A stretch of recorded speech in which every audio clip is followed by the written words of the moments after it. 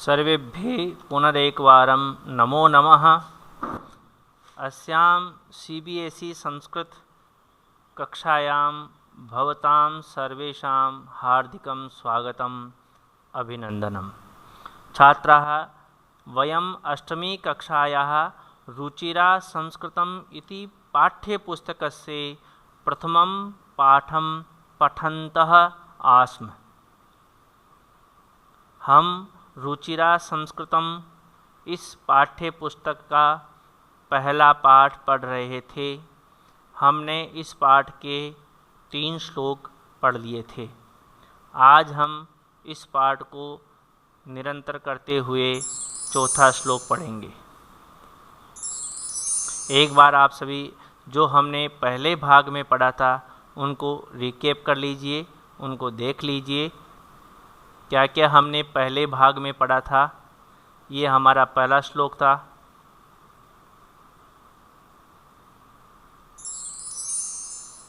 ये हमारा दूसरा श्लोक था जो हमने पढ़ा था,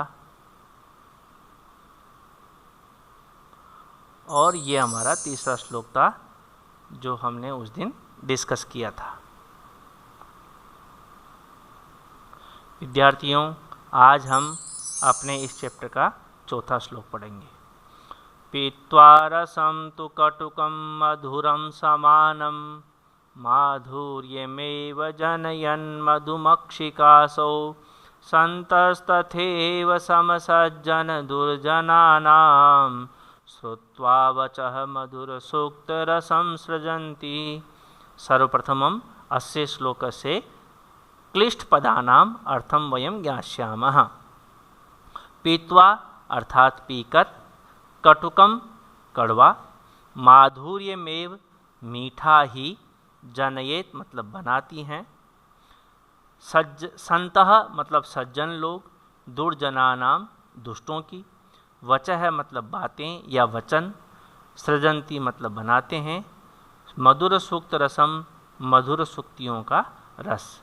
संधि कार्यम पीत्वा, इस शब्द में पा धातु और त्वा प्रत्यय है। जनयन मधुमक्षिकासौ, इसमें 3 शब्द हैं, जनयेत, मधुमक्षिका, असौ। माधुर्यमेव, अत्र पदद्वयमस्ति, माधुर्यम एव। सन्तस्तथैव, अस्य संधि विच्छेदः अस्ति, सन्तः तथा एव। अधुना वयम् अस्य श्लोकस्य अर्थं पश्यामः। अस्मिन् चित्रे भवन्तः कां पश्यन्ति? आम्, इयम् अस्ति मधुमक्षिका। मधुमक्षिका किं करोति? मधुमक्षिका मधुसंग्रहं करोति। मधुमक्खी क्या करती है? फूलों से रस इकट्ठा करती है। तो क्या मधुमक्खी को ये पता होता है कि किस फूल में मीठा रस मिलेगा, किस फूल में कड़वा रस होगा? नहीं, मधुमक्खी को ये पता नहीं रहता है। तो वो क्या करती है? वो हर प्रकार के फूलों का जो है रस लेती है, चाहे वो मीठा रस हो चाहे वो कड़वा रस हो, और एक समान सारे रस को लेकर के वो मीठा रस बनाती है। उस कड़वे और मीठे रस को से कड़वे रस को मिला करके वो मीठा रस बनाती है। तो यही बात यहाँ पर इस श्लोक में बताई गई है, और इस मधुमक्षिका की तुलना जो है सज्जन लोगों से की गई है कि जो सज्जन लोग होते हैं वो उस मधुमक्षिका के समान होते हैं। कैसे होते हैं? देखिए इस श्लोक में, पीत्वा रसम तु कटुकम मधुरम समानम माधुर्यमेव जनयन मधुमक्षिकासौ। सबसे पहले जब हम इसका अन्वय करेंगे तो इसका अन्वय यहाँ से स्टार्ट होगा। असौ, जैसे हमने यहाँ पर तीनों को इसको इस शब्द को अलग किया था तो लास्ट का शब्द आया था असौ। असौ मधुमक्षिका, यह मधुमक्षिका। ठीक है, उसके बाद आएगा कटुकम मधुरम रसम समानम पीत्वा। मैं समझ रहा हूँ आपके समझ में आया होगा। एक बार फिर से देखिए, असौ मधुमक्षिका, कटुकम मधुरम रसम तु समानम पीत्वा।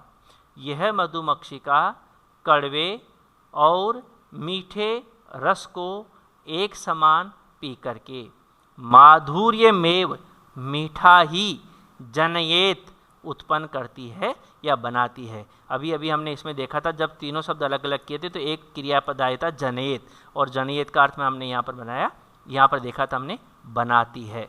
अर्थात अगर पूरे को मिलाकर के एक हम सार्थक वाक्य बनाएंगे तो क्या बनेगा, असौ मधुमक्षिका कटुकम मधुरम च रसम एक समानम पीत्वा माधुर्यमेव जनयेत। यह है मधुमक्षिका कड़वे और मीठे रस को एक समान पी करके मीठा रस ही बनाती है। अब देखिए आगे, तथैव उसी प्रकार, तथैव का मतलब होता है उसी प्रकार, संतः जो सज्जन व्यक्ति होते हैं वे भी सज्जन दुर्जनानाम वचः श्रुत्वा, सज्जन दुर्जनानाम वचः श्रुत्वा मधुर सूक्त रसम सृजन्ति। तथैव संतः सज्जन दुर्जनानाम वचः समश्रुत्वा समान रूपेण श्रुत्वा मधुर सूक्त रसम सृजन्ति। उसी प्रकार जो सज्जन लोग होते हैं वे सज्जनों और दुर्जनों की बातों को सम अर्थात एक समान रूप से श्रुत्वा मतलब सुन करके मधुर सूक्त रसम सृजन्ति, वो मधुर सूक्तियों का रस ही बनाते हैं। सज्जनाः किं कुर्वन्ति, सज्जनाः सज्जनानां वचः अपि शृण्वन्ति, सज्जनाः दुर्जनानां वचः अपि शृण्वन्ति। तदनन्तरं किं कुर्वन्ति, ते सज्जनानां दुर्जनानां च वचः समान रूपेण श्रुत्वा मधुर सूक्त रसम सृजन्ति, मधुर सूक्त रसम निर्मान्ति। सज्जन लोग सज्जनों की और दुर्जनों की बातों को एक समान सुन करके मीठी मीठी सूक्तियों का रस ही बनाते हैं। ऐसा नहीं होता है कि वो दुर्जनों से के लिए कड़वा रस बनाते हैं या कड़वी बातें बोलते हैं और सज्जनों के लिए मीठी बातें बोलते हैं। सज्जन लोग दोनों के साथ एक जैसा ही व्यवहार करते हैं और मीठी बातें ही बोलते हैं, मीठी सूक्तियों का रस ही वो बनाते हैं। तो इस श्लोक से हमको क्या सीखने को मिला है, इस श्लोक से हमको ये सीखने को मिलता है कि हमें सबके साथ अच्छा व्यवहार करना चाहिए। एक बार फिर से इसका अर्थ आप देखिए, यह मधुमक्खी कड़वा और मीठा रस एक समान पीकर मीठा रस यानी शहद ही बनाती है। उसी प्रकार सज्जन व्यक्ति सज्जनों और दुर्जनों की बातों को एक समान सुनकर मधुर सुवचनों का ही निर्माण करते हैं। अधुना अस्मात् श्लोकात् प्रश्नाः अपि सन्ति, पश्यन्तु। के मधुर सूक्त रसम सृजन्ति, के मतलब कौन, के मधुर सूक्त रसम सृजन्ति, अस्य उत्तरम अस्ति संतः। मधुर सूक्तियों का रस कौन बनाते हैं, संत व्यक्ति बनाते हैं, सज्जन व्यक्ति बनाते हैं, संतः। अग्रे चलामः। द्वितीयः प्रश्नः अस्ति, कटुकम मधुरम रसम समानम का पिबति। का मतलब कौन, कड़वे और मीठे रस को एक समान कौन पीती है, भवन्तः सर्वे जानन्ति एव, मधुमक्षिका पिबति। तृतीयः प्रश्नः है, मधुमक्षिका अस्य क्रियापदम किम। अत्र मधुमक्षिका इति कर्तृपदम अस्ति, सा मधुमक्षिका किम करोति, जनयेत, उत्पन्न बनाती है या उत्पन्न करती है। तो जनयेत यहाँ पर मधुमक्षिका कर्ता का क्रियापद हो गया। मधुरम अस्य विलोम पदम किम, मधुरम का विलोम शब्द यदि हम श्लोक में से ढूंढेंगे तो मधुरम का विलोम शब्द है कटुकम, कटुकम। अग्रे चलामः। पंचमः श्लोकः अस्ति, विहाय पौरुषं यो हि दैवमेवावलम्बते प्रासाद सिंहवत्तस्य मूर्ध्नि तिष्ठन्ति वायसाः। सर्वप्रथम हम शब्दार्थः विहाय अर्थात छोड़कर, पौरुषम अर्थात परिश्रम को, देवम मतलब भाग्य का, अवलंबते मतलब सहारा लेता है, प्रासाद सिंहवत मतलब महल के शेर के समान, मूर्धनि मतलब सिर पर, और वायसा का अर्थ होता है कव्य। तर्हि वयम अस्य श्लोकस्य अधुना अर्थम पश्यामः। विहाय पौरुषम यो ही देवमेवावलंबते।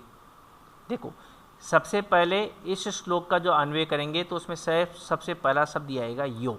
यो यो कोपि मनुष्यः पौरुषम विहाय देवमेव अवलंबते, अर्थात जो कोई भी मनुष्य परिश्रम को छोड़कर देवम मतलब भाग्य का ही, अवलंबते मतलब सहारा लेता है।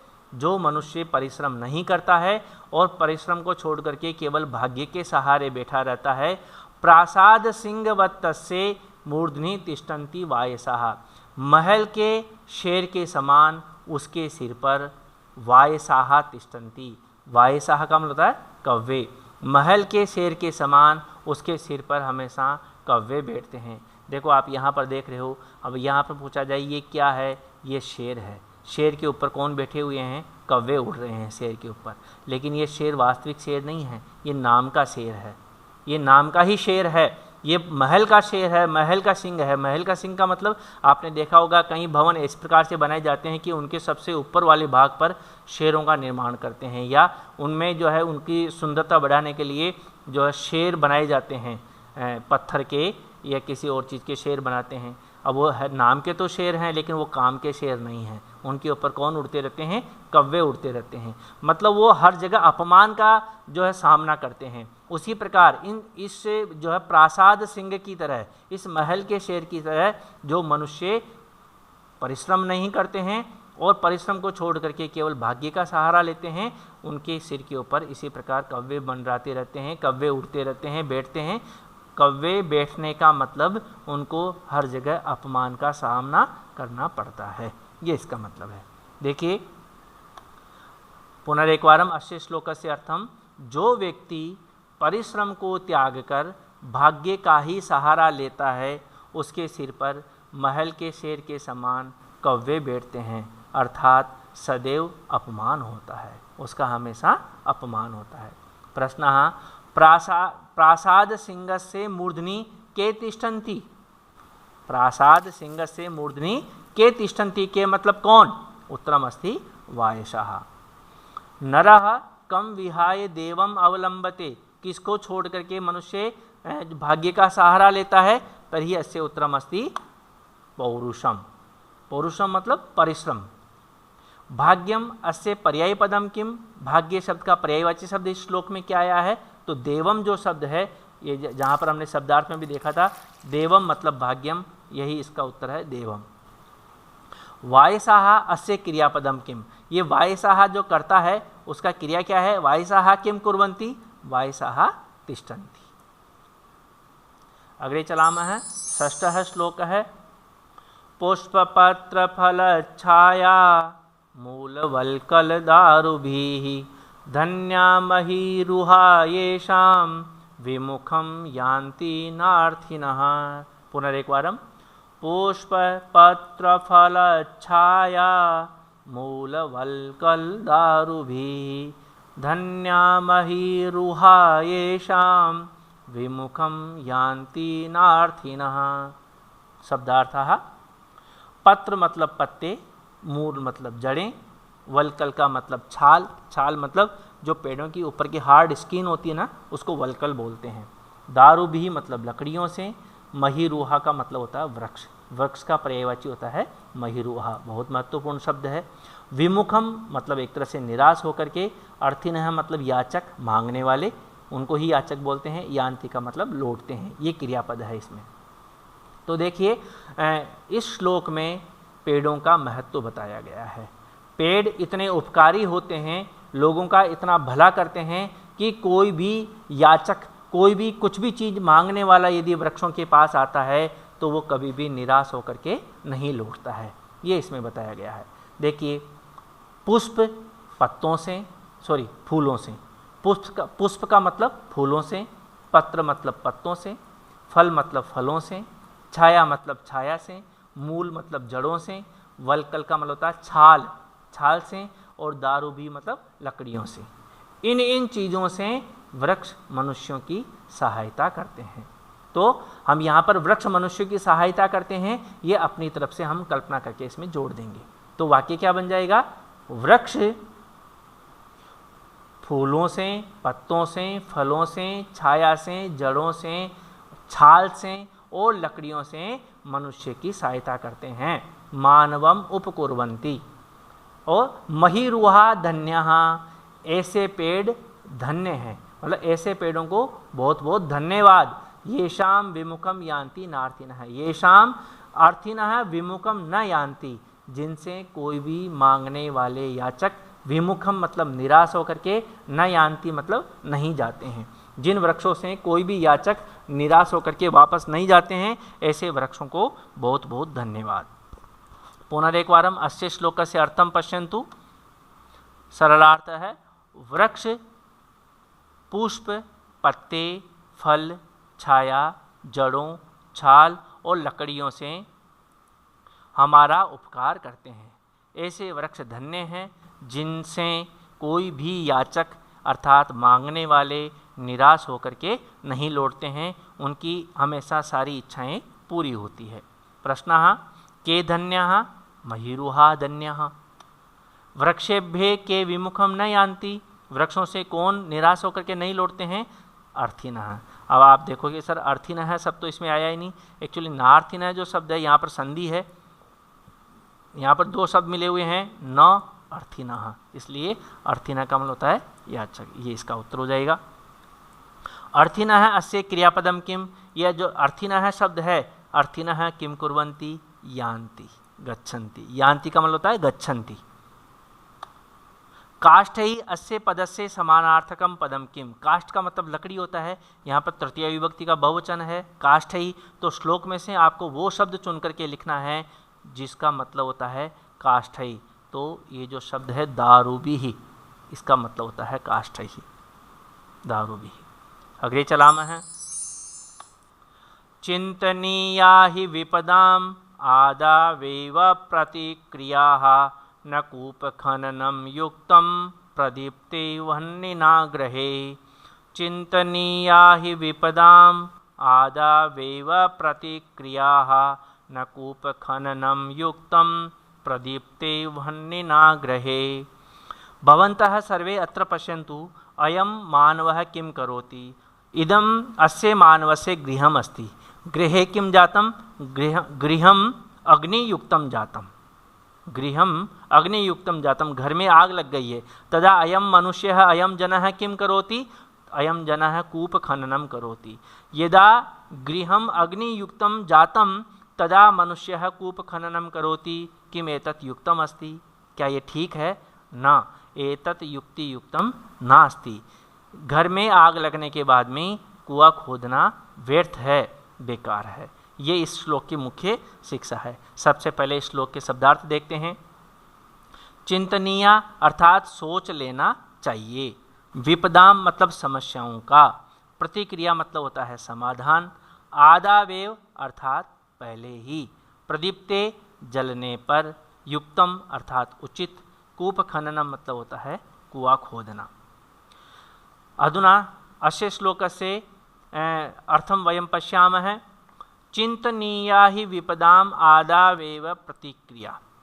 सबसे पहले अन्वय यदि हम करेंगे तो इसका अन्वय में सबसे पहला शब्द यह आएगा विपदाम, दूसरा यह आएगा प्रतिक्रिया, आदावेव ही चिंतनीया। ऐसे अगर हम वाक्य बनाएंगे तो वाक्य बनेगा विपदाम प्रतिक्रिया आदावेव ही चिंतनीया, समस्याओं का या विपत्तियों का, प्रतिक्रिया अर्थात समाधानम, समस्याओं का समाधान, आदावेव आदव एव, आदावेव का मतलब पहले से ही, चिंतनीय अर्थात सोच लेना चाहिए।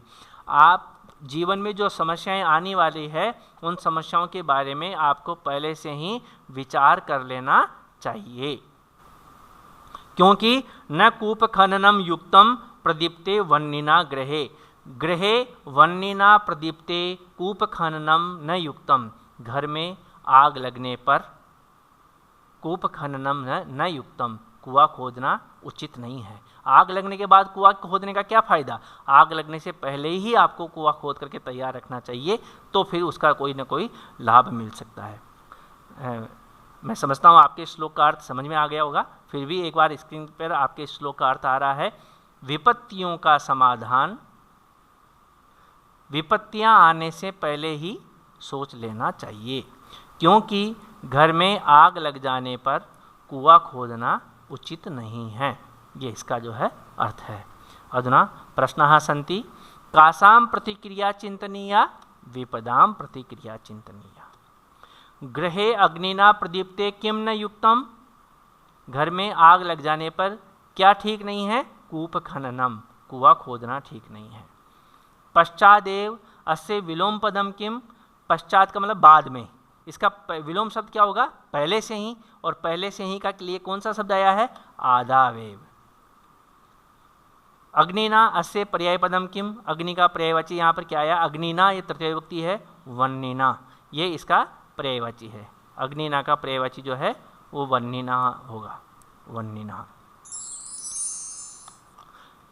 एवं प्रकारेण छात्राः अस्माकं अयं प्रथमः पाठः समाप्तः। अहं चिन्तयामि यत् भवन्तः सर्वे पाठस्य अर्थं, पाठस्य भावार्थं च अवगतवन्तः इति मे आशा अस्ति, इति मे विश्वासः अस्ति। अनेन सहैव वयं समापयामः। धन्यवादः। शुभं मंगलं च।